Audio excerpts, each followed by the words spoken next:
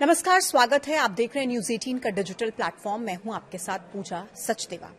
Taiwan के F-16 fighter jet ने कुछ दिनों पहले चीन के विमान और फाइटर जेट्स को लॉक कर दिया था। तब सामने आया था कि चीनी विमानों के मुकाबले ये बहुत ताकतवर हैं।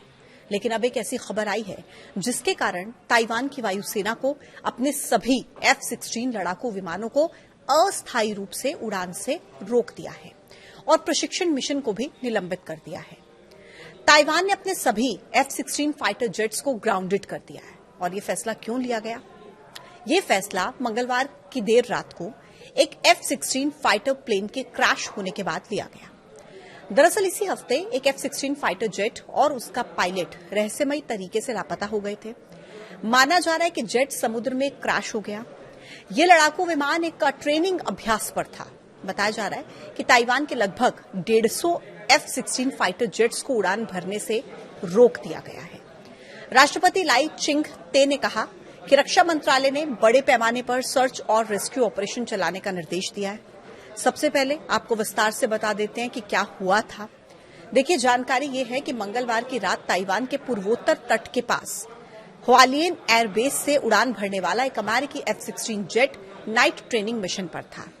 ये विमान अन्य लड़ाकू विमानों के साथ ग्रुप में उड़ रहा था, लेकिन जैसे ही सभी जेट बादलों में घुसे, एक F-16 समूह से अलग हो गया। इसके कुछ ही सेकंड्स के बाद विमान तेजी से नीचे की तरफ आने लगा। जब रडार से संपर्क टूटा, तब विमान की ऊंचाई सिर्फ करीब 1700 फीट रह गई थी। बहुत कम इतनी ऊंचाई मानी जाती है। ताइवान के रक्षा मंत्रालय ने लापता पायलट की पहचान कैप्टन हसिन पो यी के रूप में की है। अधिकारियों के हिसाब से विमान के गायब होने से कुछ ही सेकंड्स पहले पायलट ने संकेत दिया था कि वो इजेक्ट यानी कि बाहर निकलने की कोशिश करेगा, लेकिन ये अब तक साफ नहीं हो पाया कि वो वास्तव में बाहर निकल पाया या फिर नहीं। ताइवान चीन के करीब है और इसके F-16 के क्रैश होने पर सबसे पहला सवाल यही उठता है कि क्या इसमें चीन का हाथ है या फिर किसी खराबी के कारण वो गायब हो गया। इस खबर ने ताइवान के साथ साथ अमेरिका की टेंशन भी बढ़ा दी है, क्योंकि F-16 एक अमेरिकी जेट है और अमेरिकी निर्मित एक F-16 लड़ाकू विमानों को ताइवान की वायुसेना की रीढ़ कहा जाता है। हाल ही के महीनों में ताइवान के एयरोस्पेस में चीनी सैन्य विमानों की घुसपैठ को रोकने में इन F-16 ने अहम भूमिका निभाई है। ताइवान की वायुसेना ने 1993 में अमेरिका से 150 F-16 लड़ाकू विमानों का ऑर्डर दिया था। सभी डिलीवरी 2001 तक पूरी हो गई थी। ताइवान के लड़ाकू विमानों के साथ इस तरह की घटनाएं ऐसे समय में हुई हैं जब चीन द्वीप के चारों तरफ अपना सैन्य घेरा लगातार बढ़ा रहा है। हाल ही में चीनी सेना ने द्वीप के चारों तरफ समुद्र में बड़ा सैन्य अभ्यास किया था। चीन इस द्वीप को अपना मानता है और राष्ट्रपति शी जिनपिंग ने इस पर कब्जा करने के लिए ताकत के इस्तेमाल से इनकार नहीं किया है। राष्ट्रपति लाई चिंग-ते ने द्वीप की संप्रभुता का वादा किया है।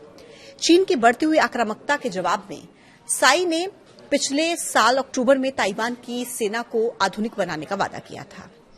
ताइवान के लड़ाकू बेड़े में F-16 के अलावा स्थानीय स्तर पर बना स्वदेशी डिफेंस फाइटर, 1990 के दशक में के आखिर में बने फ्रांसीसी मिराज और 1970 के दशक के F-5E फाइटर भी शामिल हैं। हालांकि अब सवाल ये भी है कि क्या पहले भी कभी ऐसा हुआ है, तो इसका जवाब है हाँ। जनवरी 2022 में भी ताइवान का एक F-16 ट्रेनिंग के दौरान दुर्घटनाग्रस्त हुआ था, जिसके बाद उस समय भी पूरे बेड़े का प्रशिक्षण रोक दिया गया था। हालांकि इस बार ये किस वजह से हुआ, कोई तकनीकी खामी या फिर इसके पीछे चीन का हाथ, ये अभी तक क्लियर नहीं हो पाया। लेकिन सवाल जरूर उठ रहा है कि क्या वाकई इस F-16 विमान के गायब होने के पीछे चीन का हाथ है। आप क्या सोचते हैं इस विषय पर? अपनी राय जरूर दीजिएगा। देखते रहिए न्यूज 18। नमस्कार।